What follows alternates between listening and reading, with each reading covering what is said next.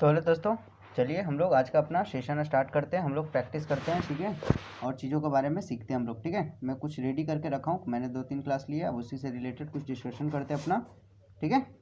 तो चलिए हम लोग आगे अपना बढ़ते हैं। मैं स्क्रीन शेयर कर देता हूँ।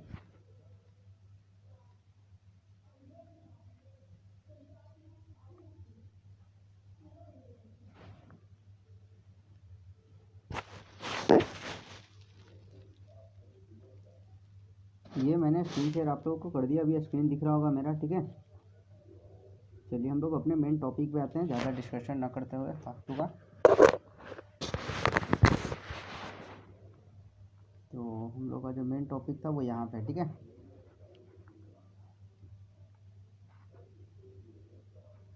नो, तो हम लोग आज क्या करेंगे, हम लोग कुछ क्वेश्चन है जिसके बारे में डिस्कस करेंगे, उसके बारे में थोड़ा बहुत जानेंगे कि उसके बारे में क्या है क्या नहीं है, सो ठीक है।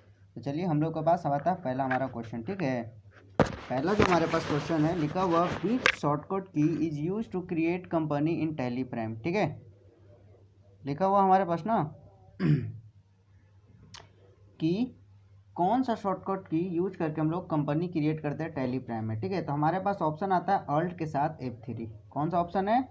अल्ट के साथ F3, ठीक है। ये क्या है? क्वेश्चन का आंसर है, जो कि मैं क्वेश्चन आपको भेजूंगा, ठीक ना, आपको बनाने के लिए बाद में, ठीक है, फर्दर, ठीक ना। क्लास खत्म होने के बाद आप लोग उसको बनाएंगे एंड प्रैक्टिस करेंगे, ठीक है। पहले उससे पहले हम लोग डिस्कशन कर लेते हैं, क्लियर है ना। तो कंपनी क्रिएट करने के लिए हम लोग जो शॉर्टकट की यूज करते हैं वो क्या होता है? अल्ट के साथ F3, ठीक है। अब वो कैसे क्रिएट करते हैं? तो अल्ट F3 है ना, ओपन क्या करता है? कंपनी इंफॉर्मेशन ओपन करता है ना। और जहाँ से हम लोग क्या कर सकते हैं? Where we can create, alter, select और शर्ट अ कंपनी, मतलब ये सारी चीज़ें हम लोग कर सकते हैं, है ना। क्लियर है? चलिए अब इसको हम लोग प्रैक्टिकल में भी करके देख लेते हैं अपना। तो ये हमारे सामने अभी आपका टैली ओपन हो चुका है, खुल रहा है, देखिए। तो अब खुल गया हमारा टैली, ठीक है। नाउ अब यहाँ पे हम लोग अगर देखेंगे तो शॉर्टकट की बोला था अल्ट के साथ F3, क्या? अल्ट के साथ F3। जैसे मैं यहाँ पे अल्ट के साथ F3 प्रेस करता हूँ, ठीक है, तो देख सकते हो हमारे सामने कुछ इस टाइप का हो चुका है, जहाँ से हम लोग क्या कर सकते हैं? कंपनी को क्रिएट कर सकते हैं, ठीक है। तो अल्ट के साथ F3 करके कंपनी को सर्च कर सकते हैं, क्रिएट कर सकते हैं, ठीक है। यहाँ से जाकर के मैं क्रिएट कर सकता हूँ कंपनी को, ठीक है। क्लियर है? चलिए हम लोग आते हैं अब नेक्स्ट क्वेश्चन पे। हमारा जो नेक्स्ट क्वेश्चन है, लिखा हुआ which option is selected to create a new company in Tally Prime, ठीक ना, है ना। तो कौन सा ऑप्शन हम लोग टैली प्राइम में क्या करते हैं, है ना, क्या करते हैं? Select to create a new company in Tally Prime. तो वो होता है company information and create company. कहाँ पे? Company information and create company. तो पहले हमको कहाँ पे जाना है? गेटवे ऑफ टैली पे and press alt F3 and choose create company. Clear है? जो अभी सेम मैंने ऊपर करा वही चीज़ यहाँ पे भी सेम है, ठीक है। अल्ट F3 प्रेस करेंगे, जैसे हम लोग को दिखेगा क्रिएट कंपनी। क्लियर है? चलिए हम लोग आते हैं अब थर्ड क्वेश्चन पे। लिखा हुआ है financial year in Tally prime normally start from, मतलब कि जो फाइनेंशियल ईयर होता है वो कब से स्टार्ट होता है ना। ये क्वेश्चन मैंने पहले भी करा रखा है, ठीक है। फाइनेंशियल ईयर जो हमारा होता है वो कब से स्टार्ट होता है ना। तो वो होता है 1 अप्रैल से। कब से होता है? 1 अप्रैल से, 1 अप्रैल से स्टार्ट होता है, ठीक ना। और फाइनेंशियल ईयर स्टार्ट होता है 1 अप्रैल से, ठीक है। 1 सेकेंड, ठीक है। स्टार्ट होता है 1 अप्रैल से, लेकिन फाइनेंशियल ईयर स्टार्ट तो होता है 1 अप्रैल से, लेकिन खत्म कब होता है ना। अगर देखोगे तो लिखा हुआ अकाउंटिंग सेक्टर में हम लोग अगर काम करते हैं तो फाइनेंशियल ईयर 1 अप्रैल से स्टार्ट होता है, लेकिन इंड जो होता है वो 31 मार्च को, मतलब कि 31 मार्च को ईयर जो होता है वो समाप्त होता है, और 1 अप्रैल से नया साल हम लोग का चालू होता है। क्लियर है? मतलब हम लोग का जो नया सेशन, नया साल जो स्टार्ट होता है वो कब से होता है? 31 मार्च से, ठीक है। क्लियर है? चलिए हम लोग आते हैं फोर्थ नंबर क्वेश्चन पे। लिखा हुआ which information is mandatory while creating a company. तो अगर हम लोग को कंपनी क्रिएट करना है तो कौन सा इंफॉर्मेशन है जो कि हम लोग के पास होना चाहिए, उसके बिना हम कंपनी क्रिएट नहीं कर सकते हैं, है ना। तो वो होता है कंपनी नेम। क्या होता है? कंपनी का नाम। कंपनी के नाम के बिना हम कंपनी कैसे क्रिएट कर सकते हैं? बिना नाम का, है ना, बिना जीएसटी नंबर का हम लोग क्रिएट कर सकते हैं, ठीक ना, बिना मोबाइल नंबर का क्रिएट कर सकते हैं, लेकिन बिना नाम का कैसे क्रिएट करोगे ना?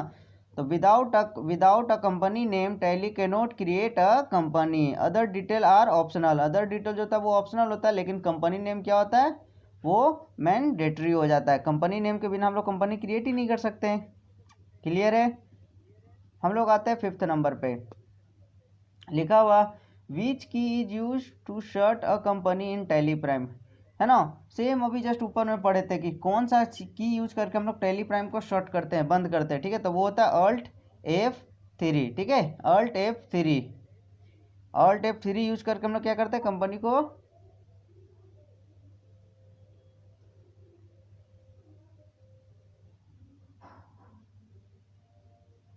ठीक है, Alt F3 करके क्या करते हैं? कंपनी को शट करते हैं। चलिए हम लोग आते हैं नेक्स्ट क्वेश्चन पे, अपना 6 नंबर, ठीक है। लिखा हुआ which is the default currency of a company created in India. तो हम लोग के पास क्या होता है कि इंडिया में कोई भी अगर कंपनी क्रिएट होता है तो वो करेंसी पहले से ही सेलेक्ट होता है, वो होता है रुपी, है ना।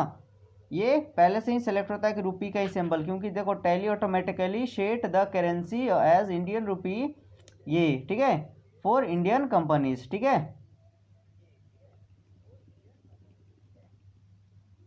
नाउ लेजर, अब ये यहाँ से जो है लेजर से क्वेश्चन, ठीक ना। जैसे कि ledger is created under which option, मतलब कि लेजर को हम लोग कौन से ऑप्शन के अंदर क्रिएट करते हैं, है ना। तो वो जो ऑप्शन होता है वो होता है मास्टर ऑप्शन। कौन सा ऑप्शन होता है? मास्टर ऑप्शन, ठीक ना। कौन सा ऑप्शन होता है? Master option. चलिए हम लोग देखते हैं।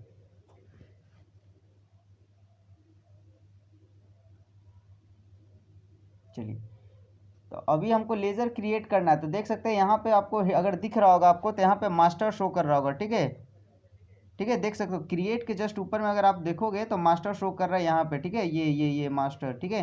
तो मास्टर ऑप्शन में जा करके हम लोग क्या करते हैं? लेजर को क्रिएट करते हैं, ठीक है। क्लियर है ना।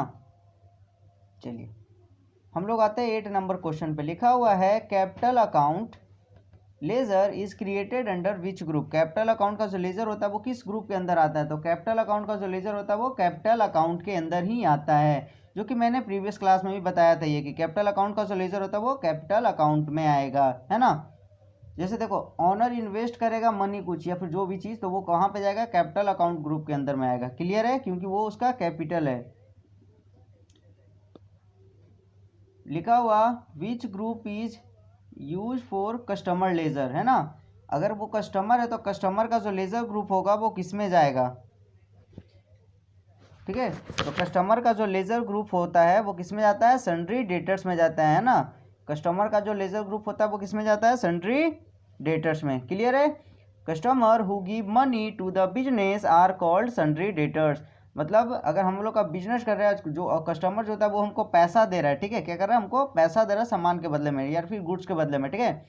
तो वो क्या होता है? हमारा सन्ड्री डेटर्स होता है। इसलिए जो भी रहेगा, जो पैसा आपको देगा, उसको सन्ड्री डेटर्स में रखना है। नेक्स्ट लिखा हुआ है विच group is use for supplier. Supplier मतलब कि जो हमको सामान प्रोवाइड करता है ताकि हम लोग आगे किसी और को सेल कर सकें, ठीक है, ठीक ना।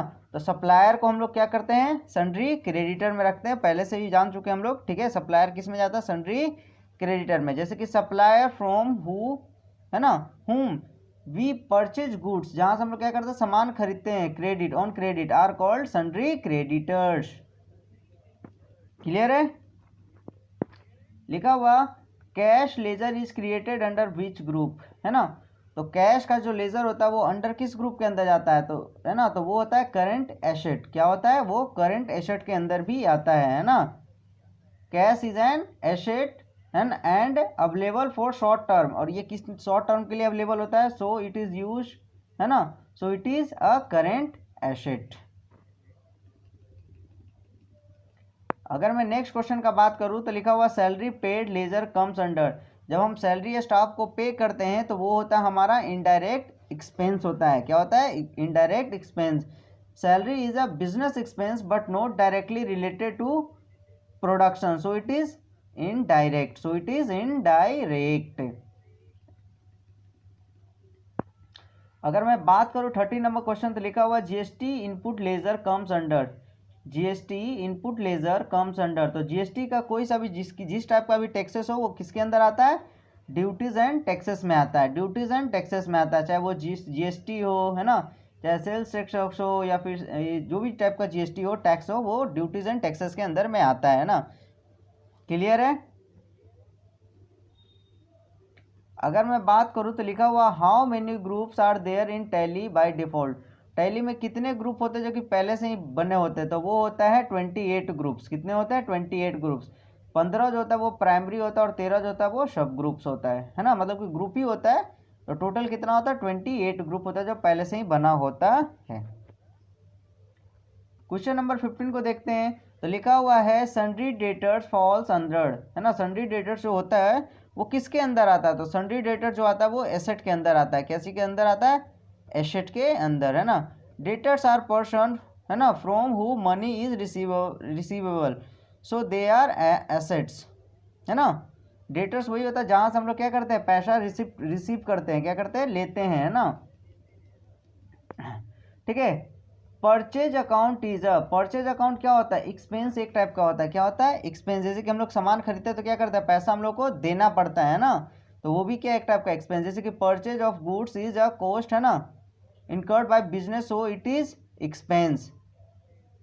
सो ये क्या है, एक्सपेंस है। ठीक है, चलिए 17 नंबर क्वेश्चन अगर देखते हैं, तो लिखा हुआ sales account belongs to which category, sales account जो होता है वो कौन से कैटेगरी से बिलोंग करता है, तो इनकम से। जैसे हम लोग सामान बेचते हैं तो क्या आता है, इनकम आता है, पैसा आता है हमारे पास। ठीक है, जब हम लोग सामान सेल करते हैं तो क्या आता है, हम लोग के पास पैसा आता है, तो वो क्या होता है, इनकम कैटेगरी के अंदर आएगा। ठीक है ना। सो सेल्स जनरेट, है ना, revenue for the business, so it is income.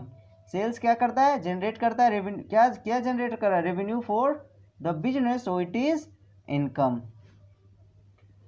18 number देखोगे तो लिखा हुआ है bank account group comes under, bank account group जो होता है वो किसके अंदर आता है, ठीक ना।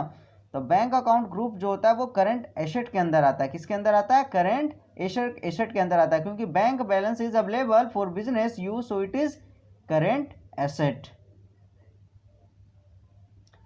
अगर नेक्स्ट क्वेश्चन देखोगे हम लोग, तो आप आ जाते हैं stock item is created under, stock item किसके अंदर क्रिएट होता है, तो वो होता है इन्वेंट्री इन्फो के अंदर। स्टॉक आइटम किसके अंदर क्रिएट होता है, इन्वेंट्री इन्फो के अंदर जाकर के आप लोग स्टॉक आइटम को क्रिएट कर सकते हैं, है ना। अगर जिसको इन्वेंट्री ऑप्शन नहीं दिख रहा है या फिर स्टॉक आइटम नहीं क्रिएट करने आ रहा, तो आप लोग यूट्यूब पे जाओ और देखो, वहाँ पे उसके लिए भी आपको बताया गया। ठीक है, stock item are a part of inventory, so they are created under inventory info. 20 number question देखते हैं। 20 number, unit of measurement is created in, तो यूनिट ऑफ मेजरमेंट जो होता है वो यूनिट ऑफ मेजरमेंट में ही जाकर, मेजर में जाकर के क्रिएट करते हैं, ठीक ना। उसके लिए हमको पहले क्रिएट में जाना होता है। ठीक है, unit like KG, numbers, dozen are created under units of measurement, है ना। यूनिट क्या क्या हो सकता है, केजी हो सकता है, लीटर हो सकता है, नंबर्स हो सकता है, डजन हो सकता है ना, और भी बहुत सारे हो सकते हैं। ठीक है, तो ये सारी चीज़ें क्या होती है, यूनिट्स होते हैं। एग्जाम्पल ऑफ सिंपल यूनिट, तो यहाँ पे सिर्फ लिखा हुआ केजी, केजी। ठीक है, सिंपल यूनिट का मतलब केजी, मीटर, है ना, किलोमीटर, है ना, ये सब सिंपल यूनिट का एग्जाम्पल होता है। ठीक है ना। जैसे कि देखो यहाँ पे लिखा simple unit has only one measurement like KG, है ना, नंबर्स, लीटर, एक्सेट्रा। ठीक है, लिखा हुआ कंपाउंड यूनिट्स एग्जाम्पल ऑफ, जैसे कि बॉक्स ऑफ 12 नंबर। जैसे कि कंपाउंड यूनिट्स कहने का मतलब जिसमें एक से अधिक का बात करता है। ठीक है, जैसे compound units are combined to units like box plus numbers, ठीक ना, बॉक्स प्लस नंबर्स। क्लियर है। लिखा हुआ stock group is use to, stock group is use to, stock group का यूज क्यों करते हैं, क्लासीफाई स्टॉक आइटम, है ना। स्टॉक ग्रुप का यूज करके क्या करते हैं, क्लासीफाई करते हैं हम लोग स्टॉक आइटम को, जानते हैं क्लासी, है ना, मतलब कि कैसे फाइंड करते हैं, खोजते हैं। ठीक है ना, क्या करते हैं, क्लासीफाई करते हैं स्टॉक आइटम को, ठीक ना, कि क्या क्या स्टॉक आइटम हमारे पास बचा हुआ है, अवेलेबल है, नहीं है ना। ठीक है, जैसे कि अभी मैं टैली पे आता हूँ। ठीक है, देख सकते हैं यहाँ पे स्टॉक समरी है ना। यहाँ पे क्या करता है स्टॉक समरी, हम लोग को यहाँ पे स्टॉक दिखाता है कि कौन सा स्टॉक हमारे पास प्लस में है, कौन सा स्टॉक हमारे पास माइनस में। ठीक है ना, जैसे कि अभी अगर देखोगे तो ईयरबड क्या है हमारे पास अभी नेगेटिव में गया है हुआ, किस में गया हुआ, नेगेटिव में, 56 पीस नेगेटिव में। क्यों? क्योंकि मैंने परचेज नहीं किया लेकिन मैंने उतना सेल कर दिया है, ठीक है, तो इसलिए वो नेगेटिव में है। क्लियर है?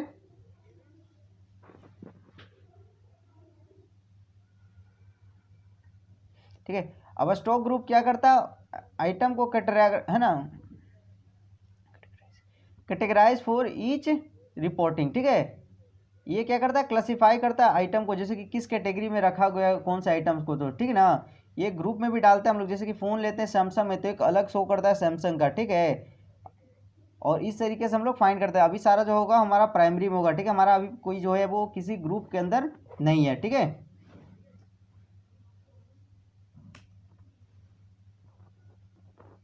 चलिए हम लोग आते हैं 24 नंबर क्वेश्चन में। लिखा हुआ opening stock is entered as, opening stock is entered as. देखो ओपनिंग स्टॉक कब डालते हैं, तो स्टॉक आइटम क्रिएशन, ठीक ना, जब हम लोग स्टॉक आइटम क्रिएट करते हैं ना तो हम लोग ओपनिंग स्टॉक डालते हैं। क्या करते हैं? ओपनिंग स्टॉक डालते हैं, ठीक है।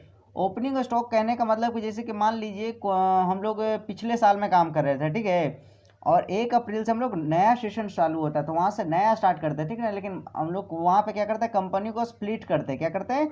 स्प्लिट करने का मतलब कि 2 भागों में बांटते हैं। कितने टुकड़ों में? 2 टुकड़ों में काटते हैं, ठीक ना।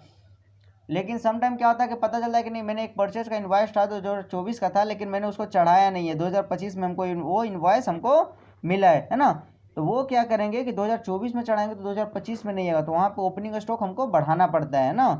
तो चलिए हम लोग ओपनिंग स्टॉक कहाँ पे डालते हैं सो देखते हैं, ठीक है। पहले जाते हैं हम लोग क्रिएट में, क्या क्या जाते हैं?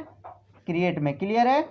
एंड क्रिएट में जाने के बाद हमको जाना है आइटम में। कहाँ पे? आइटम में। जैसे कि मान लेते हैं मैं कुछ क्रिएट करता हूँ अभी, ठीक है, जैसे लैपटॉप, क्या लैपटॉप, वो भी क्या चीज़ का ले लेता हूँ मैं, डेल का ले लेता हूँ, ठीक है, del.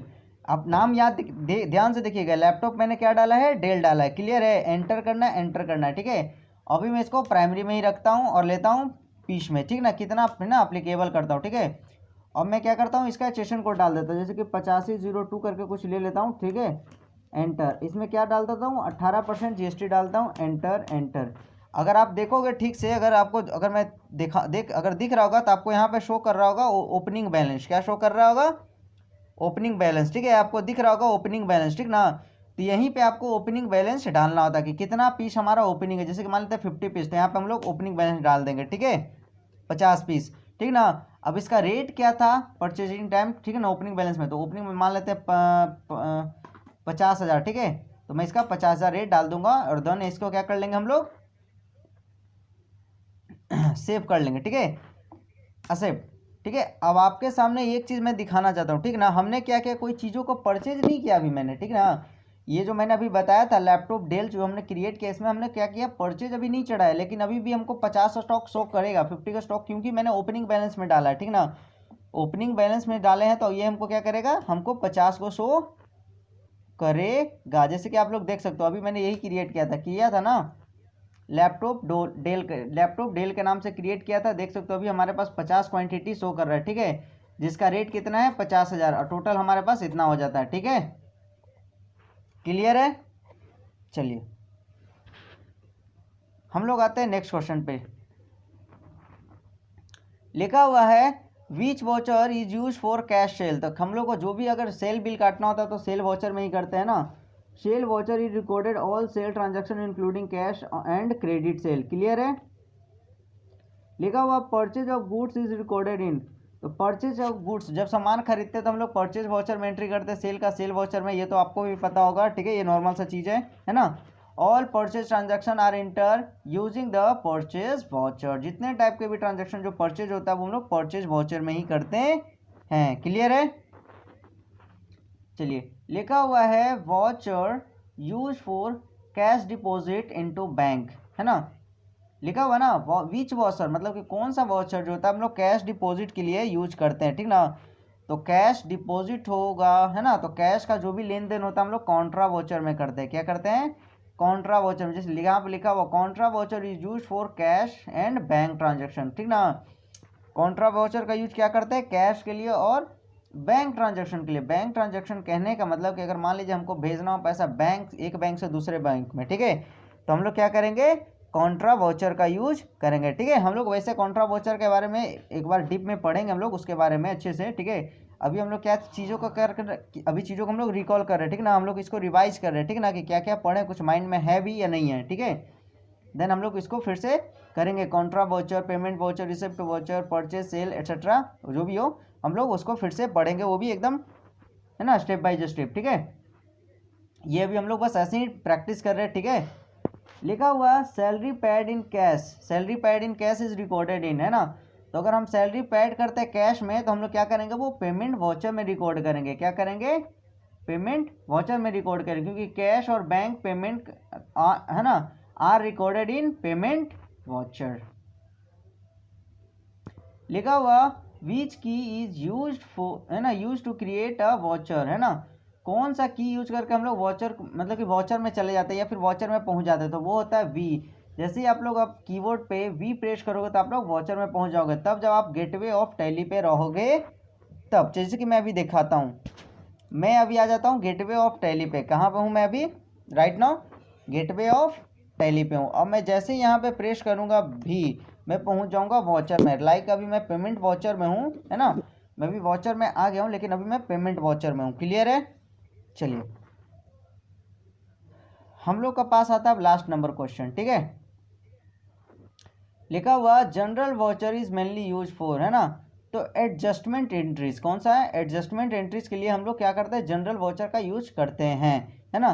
General voucher are use for non cash entries like, है ना, डेप्रिसिएशन और प्रोविजन। ठीक ना, तो जनरल वाउचर के बारे में भी हम लोग थोड़ा बहुत पढ़ लेंगे, उसके बारे में भी हम लोग जानेंगे, क्योंकि ये भी इंपॉर्टेंट होता है। ठीक ना, लेकिन ये हमारे पास आज 30 क्वेश्चन था कुछ ऐसे, जिसको हम लोग बस वही रिवाइज कर रहे थे। ठीक ना, और उसके बारे में थोड़ा बहुत हम लोग जान रहे थे। ठीक ना, कि क्या है क्या नहीं है। सो ठीक है, अब मेरे पास क्या है, ये 30 क्वेश्चन का MCQ है हमारे पास। क्या है, MCQ है, मतलब मल्टीपल चॉइस क्वेश्चन है, जो कि आप लोग को क्या करना है, बनाना है। ठीक ना, ये क्वेश्चन आपको टेलीग्राम पे जाएगा। ठीक ना, इसका एक PDF है जो कि आपको लगभग 5 से 10 मिनट में मैं टेलीग्राम पे भेज दूंगा, उसको आपको बनाना है ना। एंड आफ्टर सम टाइम मैं उसका आंसर भी भेज दूंगा, कुछ देर के बाद क्या करूंगा, उसका आंसर भी भेज दूंगा। वैसे यही सारा आंसर रहेगा। ठीक है, यही क्वेश्चन है टोटल। ठीक है ना, लेकिन वो MCQ में है, ऑप्शन है, वहाँ पे आपको आंसर ऐसे नहीं मिलेगा। ठीक है, वो आपके पास 4 को ऑप्शन होंगे, है ना, उसको बनाना है, सोल्व करना है, और शॉर्टकट की जो है ना, उसको माइंड में याद रखना है। क्लियर है, ठीक है